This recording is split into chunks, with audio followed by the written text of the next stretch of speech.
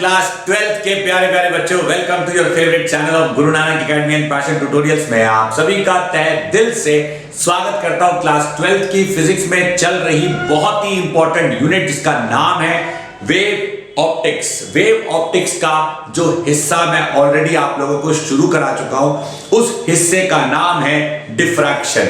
और इससे पहले वाले लेक्चर में मैंने डिफ्रैक्शन को इंट्रोड्यूस किया था। ऑब्वियसली बात है, इससे पहले वाला लेक्चर एक नए टॉपिक की शुरुआत था, लेकिन आज का लेक्चर उसी टॉपिक की कंटिन्यूटी है। यानी इन शॉर्ट अगर मैं साफ साफ बताऊं मेरे प्यारे प्यारे क्लास 12 के बच्चों, welcome to the video lecture number 11। देखो लौट के आया हूं मैं फिर से दोबारा।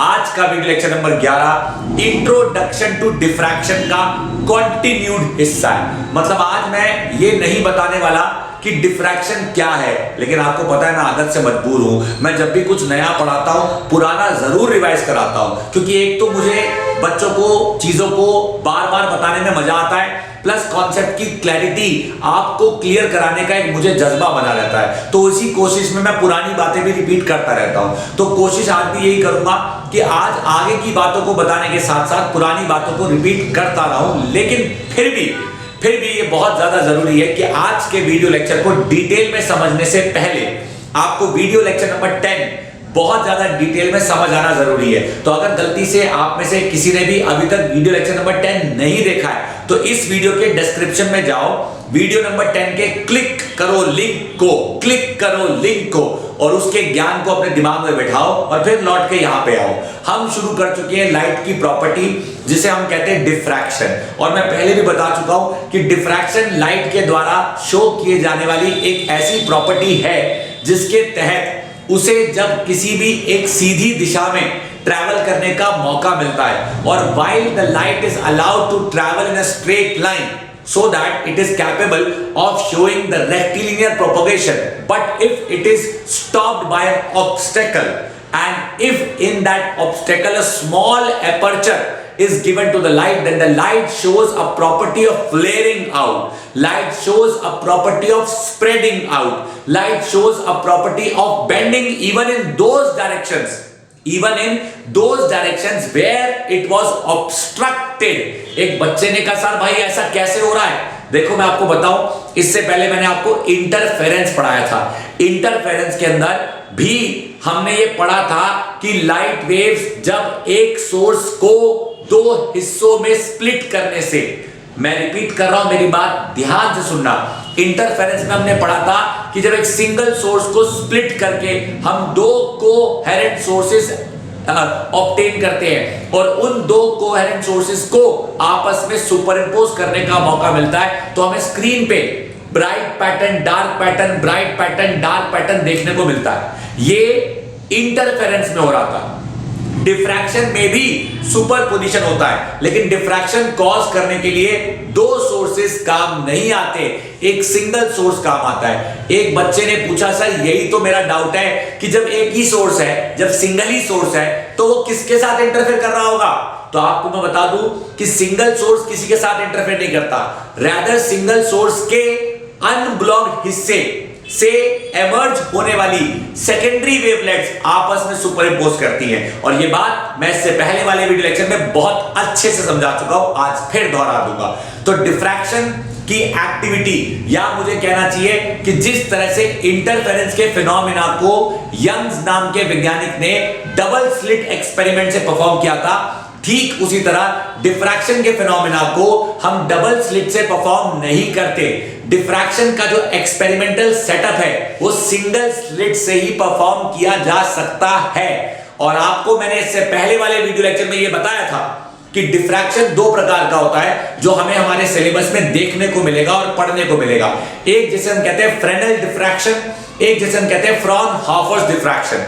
हम जो डिफ्रैक्शन पढ़ते हैं वो एक्चुअली में फ्रॉनहोफर्स डिफ्रैक्शन होता है, जिसमें हम ये मान के चलते हैं कि सोर्स जो स्क्रीन से लाइट आ रही है, मतलब सोर्स से जो स्क्रीन की तरफ लाइट आ रही है उसके बीच में इंफिनिटी डिस्टेंस है, मतलब साफ साफ कहूं कि सोर्स और स्क्रीन एक दूसरे से बहुत ज्यादा दूर है। इस तरह का जो डिफ्रैक्शन होता है उसे हम फ्रॉनहोफर डिफ्रैक्शन कहते हैं। अब जब मैं डायग्राम बनाऊंगा तो डायग्राम देखकर आपको ऐसा लगेगा अरे यार ये तो सोर्स और स्क्रीन एक दूसरे के बहुत पास है।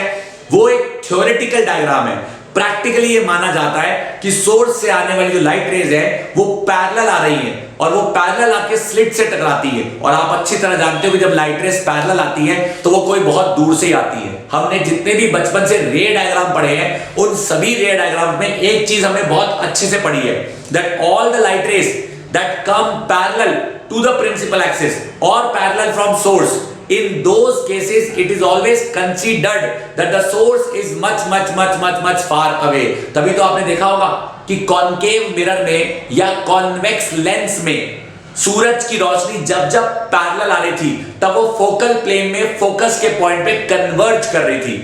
और ये पहला रूल हम पढ़ चुके हैं रिफ्लेक्शन का भी और रिफ्रैक्शन का भी। फिलहाल मैं ना तो रिफ्लेक्शन की बात कर रहा हूं ना ही मैं रिफ्रैक्शन की बात कर रहा हूं, हम बात कर रहे हैं डिफ्रैक्शन की। So let us study the experimental setup of diffraction through a single slit. तो सिंगल स्लिट से होने वाला डिफ्रैक्शन कैसा होता है या कैसा दिखाई देता है उसको बनाने में जा रहा हूं और आपको डिटेल में समझाने जा रहा हूं। तो हम पढ़ने जा रहे हैं मेरे प्यारे प्यारे बच्चों experimental setup. This is something very very important class 12 के बच्चों। Experimental setup of diffraction, experimental setup of diffraction of light, experimental setup of diffraction of light through a single slit, experimental setup of diffraction of light through a single slit, यानी single slit से होने वाला diffraction कैसा होता है। आपको मैं बता दूं कि जिस तरह से हमने इंटरफेरेंस में एक्सपेरिमेंटल सेटअप पढ़ने के बाद डिटेल में डेरिवेशन करी थी, गुड न्यूज ये है कि डिफ्रैक्शन के केस में वो डेरिवेशन करके नहीं दिखानी होती। इनफैक्ट अगर आप किताब में भी ढूंढने जाओगे ना, चाहे आप एनसीईआरटी उठा लो, चाहे आप प्रदीप उठा लो या एसएल अरोड़ा बिठा लो, उसमें आपको एक्सप्लेनेशन जरूर मिल जाएगी। लेकिन एग्जामिनेशन पॉइंट ऑफ व्यू से आपसे कोई ये नहीं कहता कि प्रूव द कंडीशन। हाँ, कंडीशन से याद आया, कुछ याद करो, जब मैंने इंटरफेरेंस पढ़ाया था तो हमने वहां पे conditions of constructive and destructive interference derive करी थी। लेकिन यहां पे उन कंडीशंस को डिराइव करने की जरूरत नहीं है। एक बच्चा बोला सर होगी भी क्यों, यहां कौन सा इंटरफेरेंस हो रहा है? अबे इंटरफेरेंस नहीं हो रहा, लेकिन लाइट की वेव्स आपस में सुपर इंपोज तो कर रही है ना। तो जहां जहां सुपर इंपोजिशन कंस्ट्रक्टिव वाला होगा वहां रोशनी ज्यादा होनी चाहिए, और जहां जहां सुपर इंपोजिशन कंस्ट्रक्टिव वाला ना होकर डिस्ट्रक्टिव वाला होगा वहां रोशनी कम होनी चाहिए। तो जिस तरह से इंटरफेरेंस वाले एग्जाम्पल में bright pattern dark pattern, bright pattern dark pattern बनते हैं, ठीक उसी तरह डिफ्रैक्शन में भी स्क्रीन पर bright pattern dark pattern, bright pattern dark pattern बनते हैं। लेकिन मेरी बात सुनना, ये जो मैं बोलने जा रहा हूं सुनो, मेरे शब्दों पे सुनो। लेकिन डिफ्रैक्शन के एक्सपेरिमेंटल सेटअप में हम bright pattern dark pattern, bright pattern dark pattern शब्द का इस्तेमाल नहीं करते। Bright pattern dark pattern, bright pattern dark pattern interference में ही इस्तेमाल किया जाता है। लेकिन डिफ्रैक्शन के केस में हम जो शब्द इस्तेमाल करते हैं उसे हम कहते हैं सेंट्रल मैक्सिमा। अब आप समझ गए होंगे खुद ही कि सेंट्रल मैक्सिमा का क्या मतलब रहा होगा। सेंट्रल मैक्सिमा मतलब कि वो पॉइंट जहां पे इंटेंसिटी मैक्सिमम होगी, यानी ब्राइटनेस सबसे ज्यादा होगी। मैक्सिमा के बाद एक पॉइंट बनता है जिसे हम कहते हैं मिनिमा। अब मिनिमा भी उसी प्रकार बनेगा जिस तरह से इंटरफेरेंस में बीच में ब्राइट बना था, तो बीच में ब्राइट था, ब्राइट के ऊपर डार्क था, ब्राइट के नीचे डार्क था। तो इंटरफेरेंस में बीच में बनने वाला जो पैटर्न था, सुनो मैं अपने हाथों का इस्तेमाल करके आपको समझाता हूं। सुनो सुनो सुनो, यहां मैं इंटरफेरेंस की कहानी बताऊंगा, यहां मैं डिफ्रैक्शन की कहानी बताऊंगा।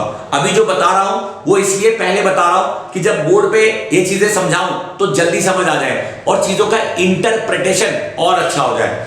इंटरफेरेंस के केस में बीच में जो पैटर्न बना था, याद करो ऐसा डायग्राम था यंग डबल स्लिट में जहां पाथ डिफरेंस 0 था। तो डिफ्रैक्शन में भी ऐसा कुछ होता होगा। तो डिफ्रैक्शन में जब पाथ डिफरेंस 0 होता है तो उसमें भी ब्राइट पैटर्न बनता है। इंटरफेरेंस में जब जब पाथ डिफरेंस जीरो होता है तो उसमें भी ब्राइट पैटर्न बनता है, लेकिन इंटरफेरेंस में ब्राइट पैटर्न को ब्राइट पैटर्न ही कहते हैं। लेकिन डिफ्रैक्शन के केस में ब्राइट पैटर्न को ब्राइट पैटर्न नहीं कहते। इंटरफेरेंस के कंपैरेटिवली डिफ्रैक्शन में ब्राइट पैटर्न को सेंट्रल मैक्सिमा कहा जाता है। सही सुना आपने, दोबारा सुनो। इंटरफेरेंस में ब्राइट पैटर्न को ब्राइट पैटर्न कहते हैं जहां पाथ डिफरेंस जीरो होता है, लेकिन डिफ्रैक्शन में ब्राइट पैटर्न को ब्राइट पैटर्न नहीं कहते, उसे सेंट्रल मैक्सिमा कहते हैं जहां पाथ डिफरेंस जीरो होता है। इंटरफेरेंस में ब्राइट पैटर्न के ऊपर एक डार्क पैटर्न होता है, नीचे भी एक डार्क पैटर्न होता है, तो इसे फर्स्ट डार्क पैटर्न कहते हैं ऑन द अबव साइड, इसे कहते हैं first dark pattern on the left side या लोअर साइड। ठीक उसी तरह डिफ्रैक्शन के केस में ऊपर वाले को मिनिमा कहते हैं, नीचे वाले को भी मिनिमा कहते हैं, इसे कहते हैं फर्स्ट सेकेंडरी मिनिमा, इसे भी कहते हैं फर्स्ट सेकेंडरी मिनिमा। तो सवाल ये आता है सर, जिस तरह से इंटरफेरेंस के केस में दो डार्क के बीच में एक ब्राइट पैटर्न था, ठीक उसी प्रकार डिफ्रैक्शन के केस में दो मिनिमा के बीच में एक मैक्सिमा होगा। So we don't use the word bright and dark in diffraction, we use the word central maxima and उसके ऊपर एक मिनिमा, उसके नीचे एक मिनिमा, फिर मिनिमा के बाद एक और मैक्सिमा। क्या ये वाला मैक्सिमा और ये वाला मैक्सिमा बराबर हो गए? तो मेरा आंसर है नहीं। लेकिन इंटरफेरेंस में ये वाला ब्राइट और ये वाला ब्राइट की विड्थ बराबर थी। यहां पे ना तो विड्थ बराबर होगी ना इंटेंसिटी बराबर होगी। इंटरफेरेंस के केस में जहां डार्क फ्रिंज था वहां पूरा अंधेरा होता है, लेकिन डिफ्रैक्शन के केस में जो डार्क फ्रिंज होता है, पहली बात तो उसे डार्क कहते नहीं है, उसे मिनिमा कहते हैं। वहां पूरा अंधेरा नहीं होता, वहां रोशनी कम होती है, तो यहां रोशनी की इंटेंसिटी कम होती है। यहां पे विड्थ बराबर होती है, रोशनी बराबर होती है, विड्थ बराबर होती है, रोशनी बराबर होती है, इंटेंसिटी बराबर होती है। लेकिन डिफ्रैक्शन में ऐसा नहीं होता। डिफ्रैक्शन में सेंटर से जैसे जैसे जैसे जैसे दूर जाएंगे वैसे वैसे इंटेंसिटी कम हो जाएगी। अब ये सारी बातें मैंने कुछ आगे की काफी पहले बता दी, ये सारी बातें मुझे भी बतानी थी, लेकिन पता नहीं क्यों मेरा मन किया कि मैंने फ्लो में आपको ये सारी बातें जो थ्योरेटिकल बातें हैं वो डिटेल में बता दी। एक बात और बता दूं कि इंटरफेरेंस के केस में जब लाइट वेव्स का कंस्ट्रक्टिव मुलाकात हो रही थी तो हमने एक कंडीशन डिराइव करी थी, that the condition for the constructive interference, condition for the constructive interference, condition for the constructive interference. बार बार इसलिए बोल रहा हूं कि आपको याद आ जाए, आपके खुद के मन में आना चाहिए कि what was the condition for constructive interference. तो याद करो, कंस्ट्रक्टिव इंटरफेरेंस की कंडीशन ये थी that the path difference should B integral multiple of wavelength in case of interference का टॉपिक, और डिस्ट्रक्टिव इंटरफेरेंस में कंडीशन ये थी कि the path difference should be odd integral multiple of half the wavelength. ये बातें याद होनी चाहिए। अगर आप एक क्लास 12th के स्टूडेंट होने के अनुसार या इस वीडियो तक पहुंचने के बाद आपको ये पुरानी बातें आप भूल रहे हो तो भैया गड़बड़ है। ये पुरानी बातें याद होनी चाहिए। क्यों? क्योंकि मैं इंटरफेरेंस पढ़ा के डिफ्रैक्शन दिमाग में बिठा रहा हूं, क्योंकि इंटरफेरेंस का ठीक ऑपोजिट डिफ्रैक्शन है।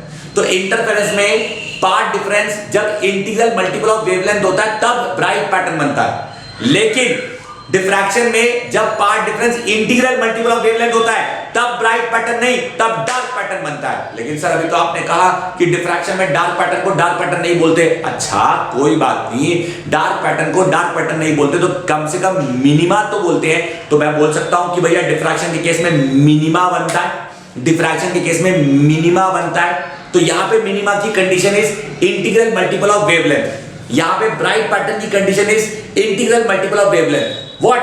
Path difference.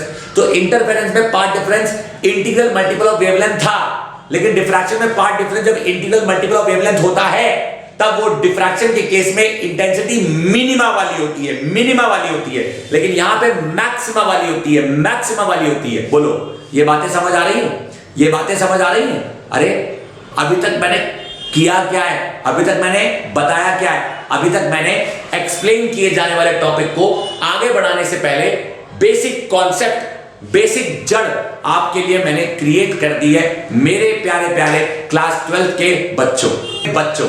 अब जानना जरूरी यह है कि सर ठीक है, आपने हमारे दिमाग में डिफ्रैक्शन से रिलेटेड वो सारी बातें वर्बली पहले ही बता दी जो शायद अब आप बोर्ड पे लिखकर समझाओगे।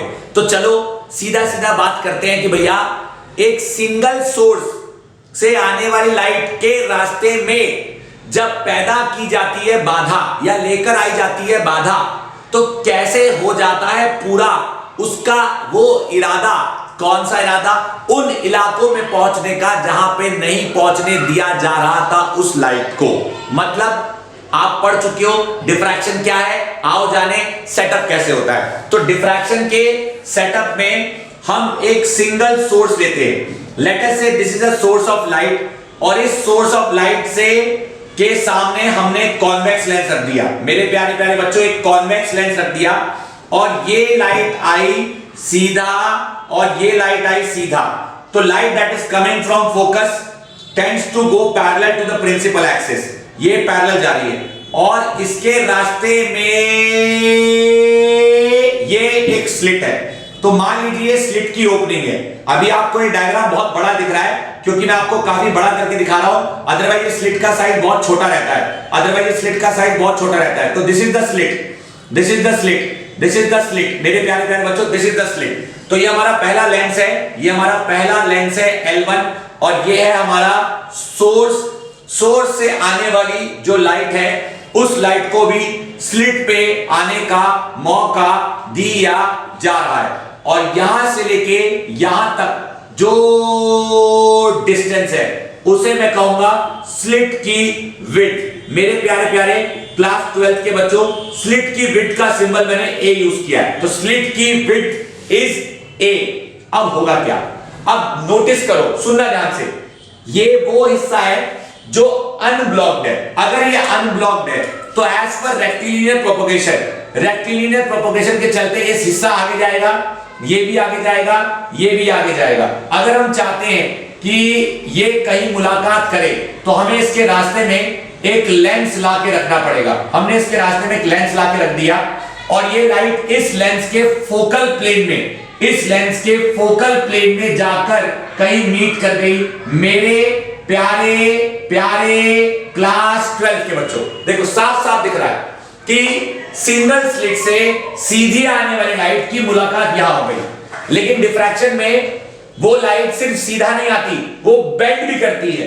तो इस लाइट का कुछ हिस्सा यहां बेंड होगा, कुछ हिस्सा यहां बेंड होगा, फिर और बेंड होगा, और बेंड होगा, और बेंड होगा, और बेंड होगा। अरे साफ साफ क्यों नहीं कहते सर कि इस हिस्से और इस हिस्से के बाकी इलाके में भी लाइट पहुंचेगी। कैसे? मान लीजिए इस लाइट का एक हिस्सा यहां बेंड हुआ, अब जितना बेंड ये हुआ उतना ही बेंड ये भी होगा, जितना बेंड ये हुआ उतना ही बेंड ये भी होगा। अब ये भाई साहब तो निकल जाएंगे सीधा और इनकी मुलाकात यहां और इनकी मुलाकात यहां होगी। मेरे प्यारे प्यारे क्लास 12 के बच्चों, अब अगर ये बेंड हुआ है तो सर फिर बेंडिंग तो नीचे भी होगी, मतलब कि अगर एक लाइट ऊपर बेंड हुई है तो एक लाइट नीचे भी बेंड होगी, बिल्कुल होगी। यानी रियलिटी में क्या होगा बताता हूं मैं, यहां डायग्राम को कॉम्प्लेक्स नहीं कर रहा हूं, बगल में बनाकर दिखा रहा हूं। रियलिटी में क्या होगा? रियलिटी में ये होगा कि अगर ये स्लिट है और ये स्लिट की ओपनिंग है तो सीधा आने वाली लाइट, सीधा आने वाली लाइट, सीधा आने वाली लाइट, तीन सेट ऑफ रेस यहां पैरेलल जाएंगे, फिर एक रे और एक रे यहां जाएगी, फिर एक रे यहां जाएगी। अब एक बच्चा बोला sir why are you saying ray, ये तो वेव ऑप्टिक चल रहा है। अच्छा ठीक है, वेव ऑप्टिक चल रहा है, चलो भाई अगर ये वेव ऑप्टिक चल रहा है तो इस हिस्से से लेके इस हिस्से के बीच में every point will behave as a new source, तो this will give rise to a new wave, this will give rise to a new wave, this will give rise to a new wave, this will give rise to a new wave, this will give rise to a new wave। और हम अच्छी तरह जानते हैं कि rays are perpendicular to the wave front।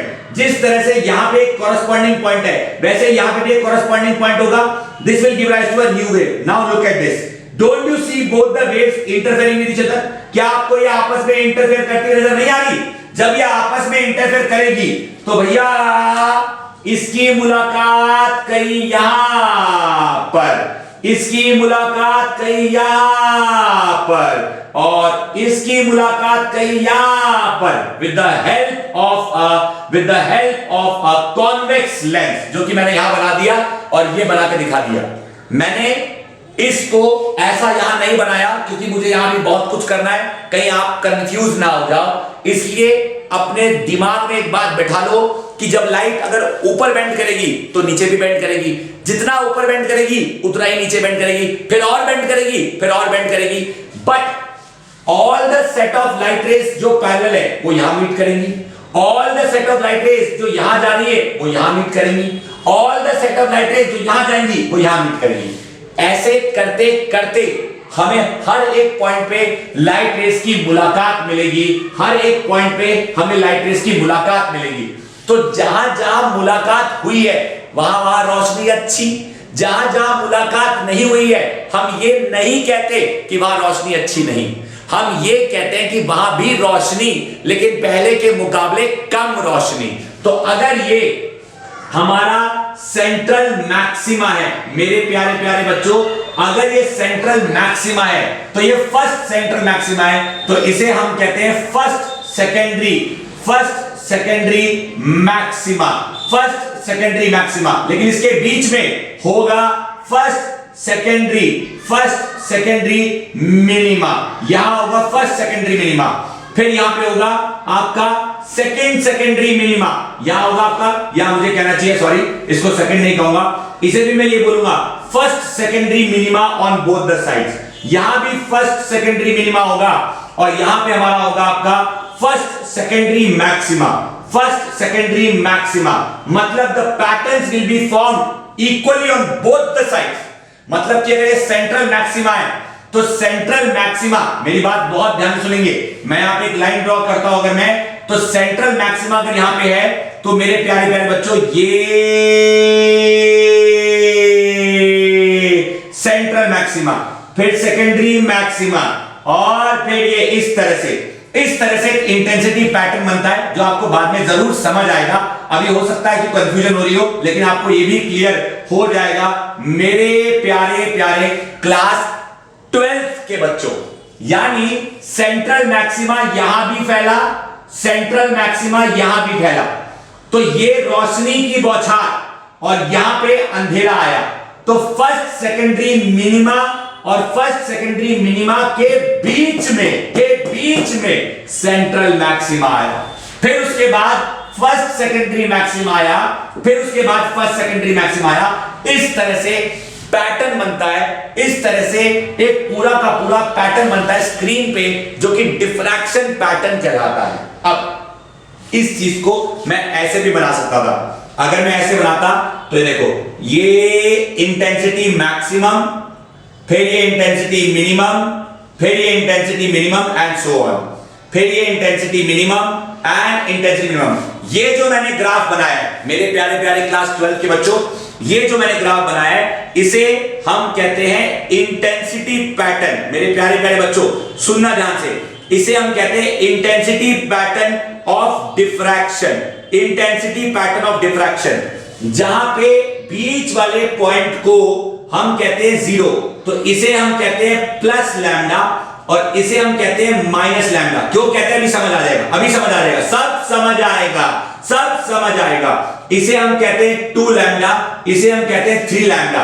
तो अगर ये 2 लैम्डा प्लस में तो ये -2 लैम्डा और ये -3 लैम्डा। अब जरा सोच के देखो, जरा सोच के देखो, अगर ये प्लस लैम्डा, अगर ये +2 लैम्डा तो ये +3 लैम्डा बाय 2 और ये -3 लैम्डा बाय 2। अब आपके मन में मुझे पूरा यकीन है कि डाउट आ रहा होगा। क्यों? क्योंकि आप में से कुछ बच्चे सोच रहे होंगे ए मास्टर आपके मन में आया और आपने सीधा बताया। एक्चुअली में जो मैंने बताया ना वो मैंने डायरेक्ट बताया, वो कैसे आया वो मैंने नहीं बताया। और गुड न्यूज ये है कि ये सब कुछ कैसे आया उसकी बहुत ज्यादा डिटेल में जाने की जरूरत नहीं है, लेकिन ये जो आया उसे डाइजेस्ट कैसे करोगे वो मैं आपको बता रहा हूं ताकि आपको ये समझ आ जाए जो मैंने अभी बताया। लेकिन मैं ये मान के चल रहा हूं कि जो मैंने ये बताया ये आपको समझ नहीं आया तो ठीक है, जिसके बेसिस पे ये समझ आएगा मैं पहले वो बता देता हूं, जिसके बेसिस पे ये समझ आ जाएगा मैं पहले वो बता देता हूं। चलो भैया इंटेंसिटी पैटर्न आप हट जाओ, मैं मान के चल रहा हूं कि आप में से कुछ बच्चों को समझ आया और मैं ये मान के चल रहा हूं कि आप में से कुछ बच्चों को समझ नहीं आया। हट जाओ भैया, आप भी हट जाओ, भैया आप भी हट जाओ, सब हट जाओ। तो हमें यहां पे पता है स्लिट की विड्थ, मैं यहां पे लिख रहा हूं स्लिट की विड्थ। अब मैं सीधा सीधा वो एक्सप्रेशन लिख रहा हूं, सुनना मेरी बात। यहां पे लाइट की मुलाकात हुई तो यहां रोशनी है, यहां लाइट की मुलाकात हुई तो यहां रोशनी है, ऐसे यहां भी मुलाकात होगी। अब ये वाला एंगल थीटा है, ये वाला एंगल थीटा है, ये वाला एंगल थीटा है।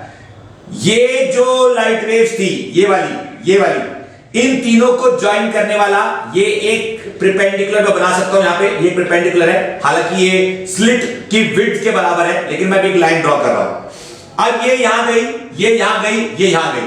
सो इस पॉइंट पे पहुंचने वाली ये लाइट रे और ये लाइट रे ने अलग डिस्टेंस ट्रेवल किया है, मतलब इनके बीच में कुछ ना कुछ पाथ डिफरेंस है। देखो इस लाइट रे और इस लाइट रे और इस लाइट रे के द्वारा यहां तक पहुंचने का पाथ बराबर नहीं है, साफ दिख रहा है। उस पाथ डिफरेंस को निकालने के लिए हमने यहां से एक परपेंडिकुलर लाइन ड्रॉ करी। अब ये पाथ डिफरेंस को निकालने के लिए जब हमने यहां से एक परपेंडिकुलर लाइन ड्रॉ करी तो जो चीज सीधी थी वो टेढ़ी हो गई। क्यों? क्योंकि वो सीधी तब थी जब लाइन ऐसे थी तो वो सीधी थी, अब लाइन ऐसे हुई तो ये भी टेढ़ी हुई। तो ये कितना टेढ़ी हुई? जितना टेढ़ी ये हुई उतना टेढ़ी ये हुई। नहीं समझे? कोई बात नहीं, दोबारा होता है, बहुतों को कंफ्यूजन होती है। आप पहले नहीं हो अगर कंफ्यूज हो रहे हो तो, और अगर नहीं हो रहे हो तो मेरा सौभाग्य है, मुझे खुशी है कि मैं समझा पा रहा हूं, क्योंकि मुझे पता है बहुत सारे बच्चे कभी कभी कंफ्यूज हो जाते हैं। जब तक लाइट सीधी थी तब तक तीनों का कलेक्शन ये था, कलेक्शन मतलब वेव कह लीजिए तो wave front, perpendicular wave front. जैसे ये टेढ़ी हुई, ये टेढ़ी हुई, ये टेढ़ी हुई, तो तीनों का परपेंडिकुलर कुछ ऐसे बनेगा। तो जो चीज पहले ऐसी थी वो अब ऐसे हो गई, यानी वो चीज टेढ़ी हो गई। तो कितना टेढ़ी हुई भाई? जितना टेढ़ी ये हुई उतना टेढ़ी हुई, यानी अगर ये थीटा तो ये भी थीटा, यानी अगर ये पॉइंट ए और अगर ये पॉइंट बी तो ये पॉइंट एन। तो बी एन इज द फालतू डिस्टेंस जो इसने ट्रैवल किया as compare to this. B N is the फालतू डिस्टेंस जो इसने ट्रैवल किया as compare to this. Therefore हम कह सकते हैं ए से आने वाली लाइट रे या वेव कह लीजिए एंड बी से आने वाली लाइट रे या वेव कह लीजिए में जो पाथ डिफरेंस होगा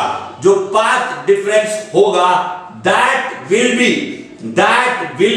बी एन। एक बात अच्छे से मैं कहता हूं, पक्के से, कच्चे से नहीं, पक्के से घूरो। अगर ये पाथ डिफरेंस होगा so therefore in triangle A B N sine theta is equal to P by H और sine theta is equal to theta के सामने परपेंडिकुलर कौन? बी एन, हाइपोटेन्यूज कौन? A B. So therefore this comes out to be bn comes out to be आपका ab sin theta और bn comes out to be a sin theta. This is the expression, मेरे प्यारे प्यारे class 12th के बच्चों, this is the expression, I repeat my sentence, this is the general expression of path difference. ये path difference का general expression है, ये path difference है। एक बार आप पूरा देखो, मैं हट जाता हूं, एक बार पूरा देखो, मैं स्क्रीन के आगे से हट रहा हूं ताकि जो मैं आपको समझा रहा हूं वो आपको समझ आए। एक बार पूरा देखो कि ये क्या चीज है। This is the general expression of the path difference of the light जो कि फर्स्ट सेकेंडरी मैक्सिमा बना रही है। जी हां, जो कि फर्स्ट सेकेंडरी मैक्सिमा बना रही है। तो पॉइंट पी पे बनने वाला, या हम कह सकते हैं कि जो लाइट रेज पॉइंट पी पे पहुंच रही हैं, तो पॉइंट पी पे पहुंचने वाली जो लाइट रेज हैं, वो लाइट रेज के द्वारा जो पाथ डिफरेंस है, वो पाथ डिफरेंस जो बनेगा, वो पाथ डिफरेंस क्या होगा? That path difference is B N. अब सवाल ये आता है कि सर ये जो पॉइंट पी है, ये पॉइंट पी एक्चुअली में है क्या? पॉइंट पी है कहां? अब मैं आपको बताता हूं। यहां पे जो मैंने बात बताई है ना, वो थोड़ी सी आपको कंफ्यूजिंग लग सकती है। क्यों? क्योंकि मैंने यहां ग्राफ बना दिया था और ग्राफ में फर्स्ट सेकेंडरी मैक्सिमा में ये नजर आ रहा था। ये एक्चुअली में पॉइंट ऑफ मिनिमा है जो इसके बाद बना। ये पॉइंट ऑफ मिनिमा है जो इसके बाद बना, क्योंकि पार्ट डिफरेंस आया। जब पार्ट डिफरेंस जीरो होता है तो ही मैक्सिमा बनता है। जब पार्ट डिफरेंस जीरो होगा तो ही मैक्सिमा बनेगा, जब पार्ट डिफरेंस आएगा तो मिनिमा बनेगा। तो 2 मिनट के लिए आप सोचो कि मैंने ग्राफ नहीं बनाया, यहां पे ये ग्राफ हटा देता हूं। मैंने जो ग्राफ बनाया इस ग्राफ को हटा देता हूं, क्योंकि ग्राफ को मैं दोबारा से क्रिएट करूंगा। मैं ग्राफ को दोबारा से क्रिएट करूंगा। अब देखिए, this is a point, this is a point of मुलाकात, this is a point of मुलाकात with zero path difference. This is the point of Mulakat with zero path difference, and this is a point of Mulakat. This is a point of Mulakat with some path difference. यानी कुछ path difference है, कुछ path difference है। तो यहां पे रोशनी कम होगी, यहां पे रोशनी कम होगी, यहां पे रोशनी में दम होगा, यहां रोशनी ज्यादा होगी। एक बार मेरे प्यारे प्यारे क्लास 12 के बच्चों बोर्ड पे अच्छे से देख लो, ताकि आपके मन में कोई कंफ्यूजन ना रह जाए। जो मैंने ग्राफ बनाया था वो ग्राफ मैं दोबारा समझा दूंगा, लेकिन अभी फिलहाल जो आपको समझना है वो ये समझना है कि लाइट की मुलाकात जहां हो रही है वहां रोशनी है, लेकिन वहां जो रोशनी है वो रोशनी क्या है, वो रोशनी कैसे है, और उस रोशनी का क्या मतलब है। इसका मतलब ये हुआ कि सेंट्रल मैक्सिमा, यानी ये जो रोशनी है, ये रोशनी शुरू यहां से हुई और खत्म यहां पे हुई, तो इसे हम बोलते हैं फैलाव। इसे हम बोलते हैं फैलाव ऑफ सेंट्रल मैक्सिमा, फैलाव ऑफ सेंट्रल मैक्सिमा। मतलब क्या है, सुन लो, मैं समझा रहा हूं। बहुत से बच्चे कभी कंफ्यूज होते हैं। सुनो यहां से बनाता हूं, यहां से 3 लाइट रेज आई मुलाकात कर गई। 0 पार्ट डिफरेंस में मुलाकात हुई है, मतलब इंटेंसिटी मैक्सिमम है। अब फिर आई, यहां आई, बेंड कर गई, फिर गई, मुलाकात हुई, मतलब कुछ पार्ट डिफरेंस है। कुछ पार्ट डिफरेंस है तो मुलाकात तो देखो हुई है, लेकिन पहले के मुकाबले पार्ट डिफरेंस है तो पहले के मुकाबले इंटेंसिटी क्या होगी, कम होगी। तो अगर ये सेकेंडरी, ये सेंट्रल मैक्सिमा है, अगर ये सेंट्रल मैक्सिमा है तो इस मैक्सिमा के कंपैरेटिवली ये सेकेंडरी मिनिमा है, क्योंकि मैक्सिमा जो है वो सेंट्रल पॉइंट पे बनता है, उसके बाद की जो इंटेंसिटी है उससे कम होगी, तो उसे मिनिमा कहा जाएगा। मेरे प्यारे प्यारे क्लास 12 के बच्चों, एक बार अच्छे से घूरो, है अगर मन में कोई सवाल तो पूछो। देखो जो मैंने बोर्ड में बनाया है उसे आप ध्यान से देखो कि जो पॉइंट P है, that point P is nothing but a point of मुलाकात। It is a point of मुलाकात विद सम पाथ डिफरेंस, यानी कुछ पाथ डिफरेंस के साथ वहां पे मुलाकात हुई है। अब बच्चे पूछते हैं कि कहां पे मुलाकात हुई है। अरे भाई, मैं इसे कह रहा हूं पॉइंट O और इसे कह रहा हूं पॉइंट P। अब एक बच्चे ने मुझे एक कह ही दिया कि सर, जब आपने पहले वो ग्राफ बनाया था तो आपने उसे सेकेंडरी मिनिमा कहा था, अभी आप उसे सेकेंडरी, जब आपने उसे सेकेंडरी मैक्सिमा कहा था, अभी आप उसे सेकेंडरी मिनिमा कह रहे हो। लेकिन आप ये मत भूलो कि जब मैंने ग्राफ बनाया था तो जब मैंने इस पॉइंट को मैक्सिमा कहा था तो इस पॉइंट को मिनिमा कहा था। अगर मैंने इस पॉइंट को मिनिमा कहा था तो मिनिमा अगर ये पॉइंट है और मैक्सिमा ये पॉइंट है। जब ग्राफ मैं बना रहा था तो ग्राफ मैंने कुछ ऐसे प्लॉट किया था, आप देखिए ग्राफ मैंने कुछ ऐसे प्लॉट किया था, ये इस तरह से, ये इस तरह से, और ये इस तरह से, और ये इस तरह से।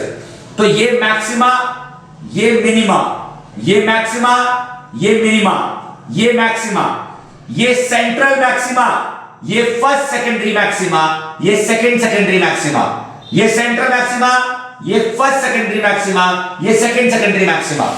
तो मैंने जब ग्राफ बनाया था तो मैंने इसे सेंट्रल मैक्सिमा कहा था, इसे फर्स्ट सेकेंडरी मैक्सिमा कहा था, अभी मैं इसे मिनिमा कह रहा हूं। ऐसा मैं इसलिए बोल रहा हूं कि आप ये मत सोचो कि मैंने मैक्सिमा वाली बात हटा दी और मैंने इसे मिनिमा कह दिया।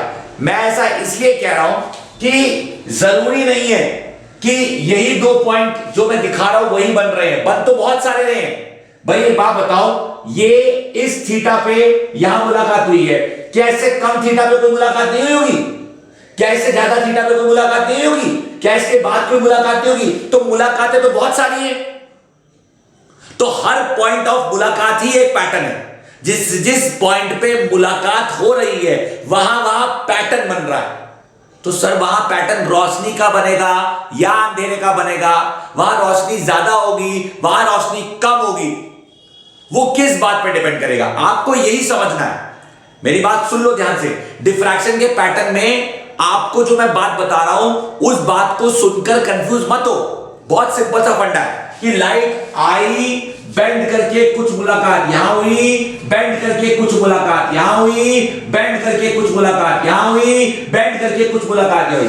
हर मुलाकात का पॉइंट या तो मैक्सिमा का पॉइंट कहलाएगा या मिनिमा का पॉइंट कहलाएगा। इसका मतलब कि अगर मैंने पहले इसे मैक्सिमा कहा था तो पहले भी सही था, और अब अगर मैं मिनिमा कह रहा हूं तो अब भी सही है। यार मैं एक ही डायग्राम में मैक्सिमा की बात भी कर रहा हूं और मिनिमा की बात भी कर रहा हूं।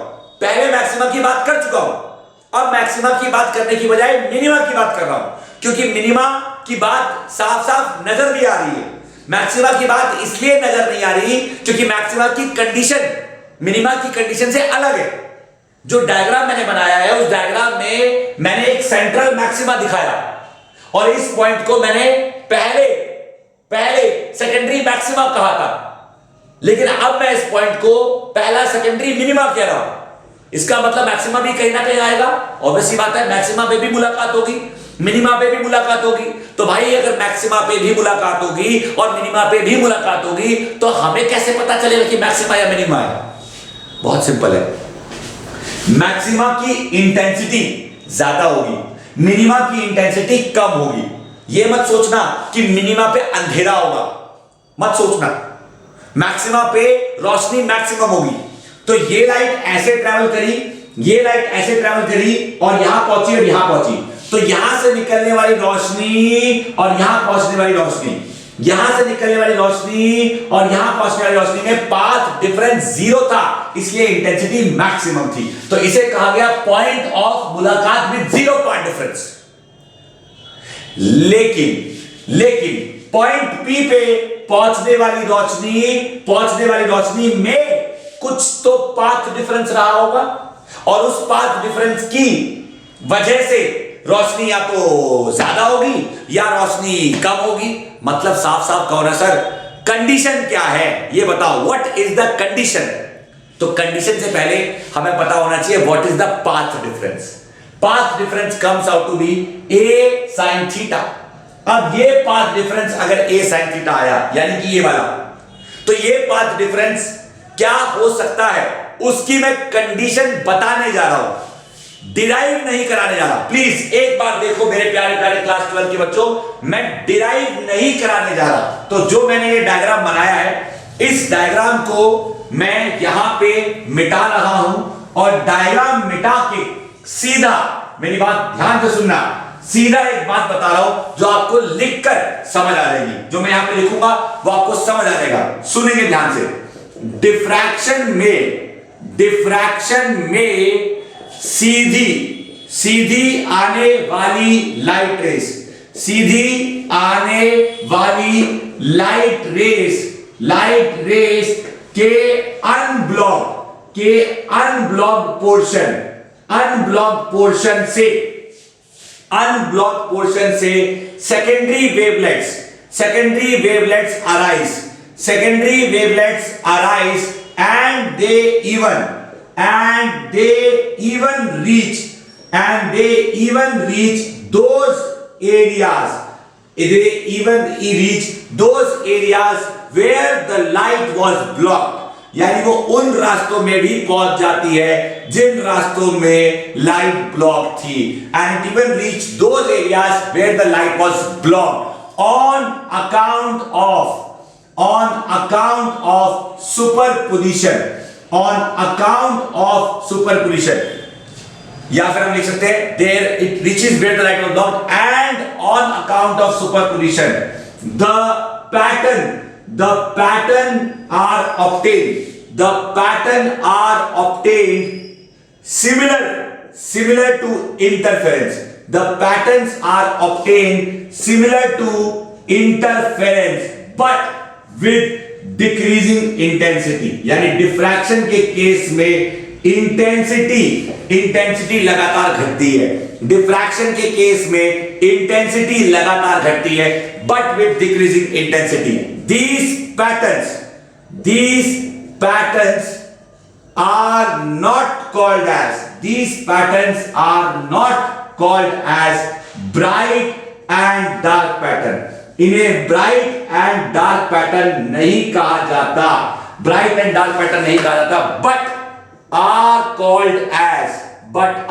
Called as central maxima.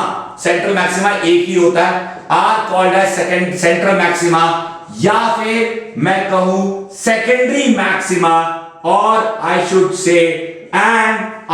से सेकेंडरी मिनिमा. यानी या तो सेंट्रल मैक्सिमा बनेगा या सेकेंडरी मैक्सिमा बनेगा या एंड सेकेंडरी मिनिमा बनेगा. हाउएवर कौन सा पैटर्न बनेगा depends upon the path difference, जिसकी दो कंडीशंस होती हैं. Depends on the path difference, जिसकी दो कंडीशंस होती हैं एज फॉलोज, जिसकी दो कंडीशंस होती हैं एज फॉलोज. और ये कंडीशन हम डिराइव नहीं करते,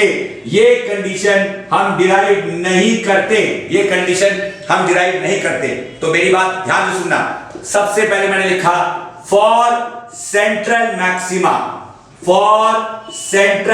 maxima path difference is 0. Central maxima के लिए पाथ डिफरेंस 0 होता है. फिर मैंने लिखा for secondary minima path difference that is Bn is equal to a sin theta. याद करो ये कैसे आया, मैंने अभी पीछे बताया था. This should be, I repeat my sentence, should be integral multiple of wavelength. याद करो, should be integral multiple of wavelength. That is a sin theta is equal to n lambda और a is equal to n lambda बटा sin theta. ये simple शब्दों में मैं कह सकता हूं a sin theta is equal to n lambda. ये बहुत ज्यादा इंपॉर्टेंट है, आपको ये बात अभी और अच्छे से समझ आ जाएगी. अब ये बात मैंने कही है मिनिमा के लिए, फॉर सेकेंडरी मैक्सिमा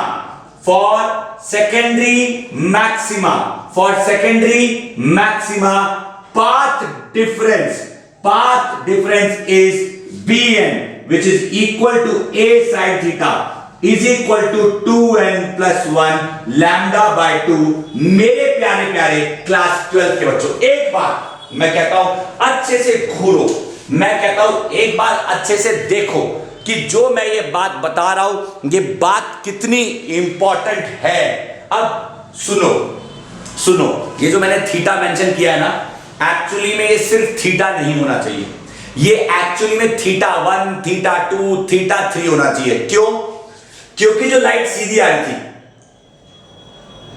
अगर वो थीटा 1 पे गई तो कुछ कंडीशन होगी, अगर वो थीटा 2 पे गई तो कुछ कंडीशन होगी, अगर वो थीटा 3 पे गई तो कुछ कंडीशन होगी.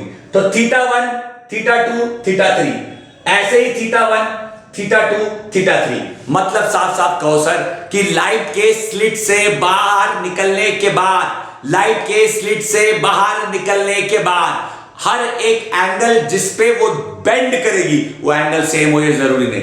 Every time the angle may vary. हालांकि एंगल होता बहुत छोटा है, ये मत सोचना कि एंगल बहुत बड़ा होता है, एंगल होता बहुत छोटा है. लेकिन सवाल ये आता है कि उस बेंड करने वाले लाइट की जब अपने ही जैसे कॉरस्पॉन्डिंग साथियों से मुलाकात होगी तो वहां रोशनी ज्यादा होगी या कम होगी, अंधेरा नहीं होगा. इंटरफेरेंस में लाइट एंड डार्क पैटर्न होता है। यहां पे हम डार्क और लाइट नहीं बोलते, यहां मैक्सिमा मिनिमा बोलते हैं। मैक्सिमा मिनिमा मतलब ज्यादा रोशनी कम रोशनी, ज्यादा रोशनी कम रोशनी, ज्यादा रोशनी तब जब कंस्ट्रक्टिव इंटरफेरेंस। अरे इंटरफेरेंस नहीं हो रहा है, मुलाकात हो रही है। हाँ वही इंटरफेरेंस नहीं बोल रहे, मुलाकात हो रही है, कंस्ट्रक्टिव मुलाकात हो रही है, मतलब अच्छा खासा सुपर इंपोजिशन हो रहा है। कंस्ट्रक्टिव सुपर पोजिशन तो बोल सकता हूं। हाँ तो मैक्सिमा तब होगा जब पार्ट डिफरेंस 0 होगा। अब पार्ट डिफरेंस अगर डगमगा गया तो मैक्सिमा भी डगमगा जाएगा। मैक्सिमा कितना डगमगाएगा वो कंडीशन पे डिपेंड करता है। अगर मान लीजिए पार्ट डिफरेंस इंटीग्रल मल्टीपल हुआ वेवलेंथ का तो मैक्सिमा बहुत डगमगा जाएगा, रोशनी कम हो जाएगी यानी मिनिमा बनेगा। तो मिनिमा की condition is n lambda, that part difference should be equal to integral multiple of wavelength. अब बहुत से बच्चे कहते हैं कैसे आया, कैसे आया, हम जानना चाहते हैं। एक्चुअली बताऊं तो जरूरत नहीं है, एक्चुअली बताओ तो, क्योंकि अगर बताने जाऊंगा तो बहुत कंफ्यूजन हो जाएगी, बहुत जेन्युइनली। अगर मन करे तो बुक एक बार रीड कर लेना, उसमें तरीका दिया हुआ है और मैं 200% गारंटी के साथ कह सकता हूं आप कंफ्यूज हो जाओगे। जब हो जाओ तो उसके बाद दिमाग से निकाल देना, क्योंकि आपसे कोई नहीं पूछेगा। डिफ्रैक्शन के केस में ये कंडीशन डिराइव करने को नहीं आती एग्जाम में, ना बोर्ड्स में ना कहीं आपसे पूछी जाएगी। केवल और केवल न्यूमेरिकल में आपको कंडीशन यूज करनी आनी चाहिए। What is the condition for maxima, maxima की condition path difference 0, central maxima की। What is the condition of secondary maxima, secondary maxima की condition that part difference should be equal to odd integral multiple of half the wavelength 2n plus lambda by 2। याद करो interference का ठीक उल्टा है, बस फर्क होता है वहां 2n माइनस 1 था, यहां 2n प्लस 1 है।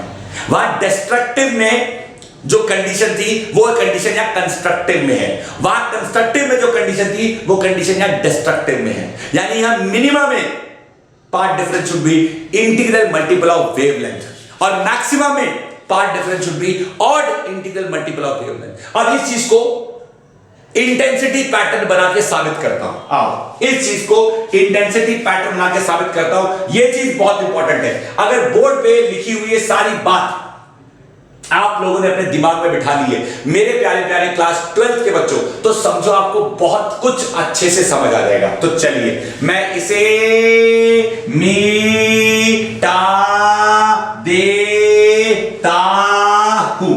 अब समझाता हूं कि कैसे। ये देखो, ये देखो, दोबारा लिखूंगा, यहां दोबारा लिख रहा हूं कंडीशन। ये देखो यहां लिख रहा हूं कंडीशन ऑफ डिफ्रैक्शन का पैटर्न, कंडीशन ऑफ डिफ्रैक्शन का पैटर्न। हमने पाथ डिफरेंस निकाला था। सबसे पहले हमने निकाला पाथ डिफरेंस। हमारा जो पाथ डिफरेंस था वो था bn which came out to be a sin theta n। इसको थीटा n क्यों बोलते हैं? क्योंकि थीटा वैरी कर सकता है। where theta may have different values, where theta may have different values as light will bend across the slit, light will bend across the slit at different angles। यानी light अलग अलग angles पे bend करेगी, light अलग अलग angles पे bend करेगी। Now अब बात करते हैं for central maxima, for central maxima path difference 0 है तो सेंट्रल मैक्सिमा एक ही बनता है। अब बात करते हैं फॉर सेकेंडरी मैक्सिमा, यानी सर इसके बाद रोशनी कब आएगी अच्छी। फॉर सेकेंडरी मैक्सिमा मेरे प्यारे प्यारे बच्चों path difference is equal to 2n plus 1 lambda by 2, that is a sin theta is equal to 2n plus 1 lambda by 2। अब कभी कभी क्या होता है मैं समझा रहा हूं, सुन लो। ये कंडीशन है हमारी मैक्सिमा की। आओ बात करते हैं फॉर सेकेंडरी मिनिमा। अगर मैं बात करूं सेकेंडरी मिनिमा की तो सेकेंडरी मिनिमा की कंडीशन होती है मेरे प्यारे प्यारे बच्चों a sin theta is equal to n lambda. अब देखो देखो आओ let us understand the validity, let us understand the validity of these कौन? ये दीज कौन, ये जो हमने पढ़ा। Let us understand the validity of these formulas without deriving them, यानी उन्हें डिराइव करे बिना ही उनका मतलब मैं आपको समझा रहा हूं। But with the help of intensity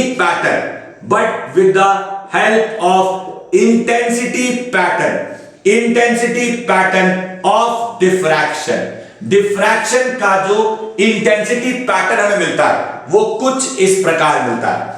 ये पॉइंट अगर 0 है तो ये पॉइंट अगर लैम्डा है, ये पॉइंट अगर 2 लैम्डा है, ये पॉइंट 3 लैम्डा है, फिर ये पॉइंट माइनस लैम्डा है, ये पॉइंट माइनस 2 लैम्डा है, ये पॉइंट माइनस 3 लैम्डा है। यानी हम पार्ट डिफरेंस को लैम्डा मान रहे होते हैं, तो कुछ इस प्रकार ये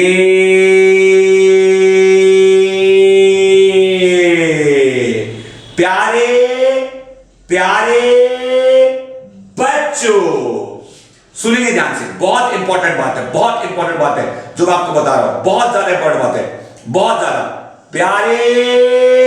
प्यारे बच्चों, अब देखो, ये देखो, बहुत इंपॉर्टेंट बात है, बहुत इंपॉर्टेंट। यहां से लेके यहां तक इसे कहते हैं फैलाव। कैसा फैलाव? Linear width of central maxima. Lambda पे पहला मिनिमा, 2 लैम्डा पे दूसरा मिनिमा, 3 लैम्डा पे तीसरा मिनिमा। देखो ये इंटेंसिटी मिनिमम है, तो देखो लैम्डा पे पहला मिनिमा, 2 लैम्डा पे दूसरा मिनिमा, तो lambda, 2 lambda, 3 lambda, 4 lambda, 5 lambda. अरे आप खुद देखो, इट बिकम्स n लैम्डा। तो मिनिमा की कंडीशन साबित हो गई कि मिनिमा का part difference should be equal to n lambda. प्यारे क्लास 12 के बच्चों, मिनिमा की कंडीशन साबित हो गई कि हर n लैम्डा पे मिनिमा मिल रहा है। आ जाओ मैक्सिमा पे आओ। ये तो मैक्सिमा मिल रहा है 0 पार्ट डिफरेंस पे, ये तो मिल रहा है 0 पार्ट डिफरेंस पे। अब ये लैम्डा, ये 2 लैम्डा के बीच में मैक्सिमा, तो लैम्डा 2 लैम्डा के बीच में this is 3 lambda by 2, 2 lambda 3 lambda के बीच में this is 5 lambda by 2। Look at this 3 lambda by 2। क्या ये 3 lambda by 2n plus 1 lambda by 2 नहीं है जब n इज इक्वल टू 1 है? क्या 5 lambda by 2 is equal to 2n plus 1 lambda by 2 नहीं है जब n 2 है? जरा घूर के देखो प्यारे क्लास 12 के बच्चों, जरा घूर के देखो, क्या ये मैक्सिमा की कंडीशन को प्रूव नहीं करता? अब मुझे आप खुद बताओ, मैं आगे से हट गया हूं, मैं खुद बताओ, आप खुद सोच के बताओ, क्या एक्चुअली में अब जरूरत है? क्या आपको लगता है कि अब जरूरत है? क्या एक्चुअली में अब जरूरत है? एक बच्चा कहता है किस चीज की? अरे भाई इसी चीज की, कि क्या अब एक्चुअली में जरूरत है ये प्रूफ करने की, ये साबित करने की कि मैक्सिमा की condition 2n plus 1 lambda by 2 होती है और मिनिमा की कंडीशन n लैम्डा होती है? क्या जरूरत है? बिल्कुल नहीं है। मैंने बिना डिराइव करे ग्राफ बनाकर जो बात कही उसको जस्टिफाई कर दिया। देखो मेरे प्यारे क्लास 12 के बच्चों, आई होप आपको समझ आया होगा। मान लेते हैं 1% की आपको कोई कंफ्यूजन रही होगी, मान लेते हैं, रहती है, अच्छे बच्चों को रहती है, तो आप कौन से बहुत बड़े वैज्ञानिक हो या कौन से बड़े रिसर्चर हो जो आपको कंफ्यूजन नहीं रह सकती। लेकिन ये कंफ्यूजन दूर करने का एक रास्ता है, आप चाहो तो मेरे वीडियो को एक बार दोबारा देख सकते हो, और फिर भी अगर आपके पास उतना समय नहीं है, मान लेते हैं आपके पास उतना समय नहीं है, तो मेरे वीडियो को देखने के बाद एक बार बुक जरूर रीड कर लेना। जो बातें मैंने बताई है ना, उससे ज्यादा कॉम्प्लेक्स भाषा में किताब में दिया हुआ है। एक बच्चा बोला सर फिर तो और पागल हो जाएंगे। पागल नहीं होगे, क्योंकि किताब के अंदर जो आप पढ़ोगे ना, आपको वो भी समझ आएगा जो मैंने समझाया है, और वो दिखाई देगा जो मैंने नहीं समझाया। फिर आपको समझ आएगा कि जिस तरीके से मैंने समझाया है वही तरीका सबसे बढ़िया क्यों है, ताकि कंफ्यूजन क्रिएट ना हो। मेरे प्यारे क्लास 12 के बच्चों, एक बार फिर से स्क्रीन के आगे से हट रहा हूं। देखो एक बार फिर से स्क्रीन के आगे से हट रहा हूं, आपको पूरा का पूरा पैटर्न नजर आ रहा है, आपको पूरा का पूरा एक इंटेंसिटी पैटर्न नजर आ रहा है, और इस इंटेंसिटी पैटर्न को देख के साफ पता चल रहा है कि इंटेंसिटी डिक्रीज कर रही है, इंटेंसिटी डिक्रीज कर रही है, इंटेंसिटी डिक्रीजेस। बुक के अंदर ये ग्राफ छोटे छोटे बने हुए हैं, मैंने फिर भी बड़े बड़े करके बनाए हैं। Intensity decreases. जिस तरह से इंटरफेरेंस में सभी ब्राइट पैटर्न और डार्क पैटर्न की इंटेंसिटी एक जैसी रहती है, डिफ्रैक्शन में सभी पैटर्न की इंटेंसिटी एक जैसी नहीं रहती। प्यारे प्यारे क्लास 12th के बच्चों, आई होप जितना मैंने समझाया उतना तो समझ आया होगा। तो अब आप ये मत सोचना कि डिफ्रैक्शन खत्म हो गया, क्योंकि मैंने विदाउट डेरिवेशन तो एक तो फॉर्मूला बता दिए। अब अगर मैं इन फॉर्मूलाज के बेसिस पे न्यूमेरिकल ना करके दिखाऊं और आपको कह दूं कि ठीक है सीधा सीधा कर लेना, तो बात पच तो जाएगी लेकिन पचाने में मजा नहीं आएगा। तो इसलिए आपकी कंप्लीट सेटिस्फैक्शन के लिए एक और आखिरी वीडियो लेक्चर लेकर आऊंगा। वो डिफ्रैक्शन का आखिरी वीडियो लेक्चर होगा। ये मत सोचना कि वो वेव ऑप्टिक्स का आखिरी वीडियो लेक्चर होगा, टॉपिक अभी बाकी है मेरे दोस्त। सो अगला video lecture is going to be the last video lecture of diffraction, जिसमें मैं इन न्यूमेरिकल्स को रिपीट मारते हुए दो चार नई चीजें, खास करके ये लीनियर विड्थ के बारे में तो कुछ बताया ही नहीं मैंने अभी तक। लीनियर विड्थ और एंगुलर विड्थ के बारे में डिटेल में बताऊंगा और न्यूमेरिकल प्रैक्टिस करा के टॉपिक का खात्मा कराऊंगा। आज के इस पूरे वीडियो लेक्चर में जो भी मैंने आपको ज्ञान दिया है, उस पूरे ज्ञान को समझने में जो आपने अपना ध्यान दिया है, उसके लिए मेरी तरफ से आप सभी का तहे दिल से शुक्रिया। वंस अगेन प्यारे प्यारे क्लास 12 के बच्चों को मेरी तरफ से धन्यवाद। अगर अभी तक आप में से किसी ने चैनल सब्सक्राइब नहीं किया है या मेरे वीडियोस को अपने दोस्तों के साथ शेयर नहीं किया है, तो करना ना भूलें, क्योंकि जो मैं कर रहा हूं या जो मैं बता रहा हूं आपके भले के लिए। और मेरे इस वीडियो लेक्चर के खत्म होने के बाद एक बार रीड जरूर कर लेना, समझ आ जाएगा। अगर फिर भी किसी बच्चे को कोई डाउट आता है तो कमेंट सेक्शन में कमेंट करें। जिनके पास मेरा व्हाट्सएप नंबर है वो व्हाट्सएप करें, और जिनके पास मेरा कॉलिंग नंबर है कॉल करें, डाउट पूछें, अपनी दुविधा को दूर करें। वंस अगेन प्यारे प्यारे क्लास 12 के बच्चों को तहे दिल से शुक्रिया। Thank you.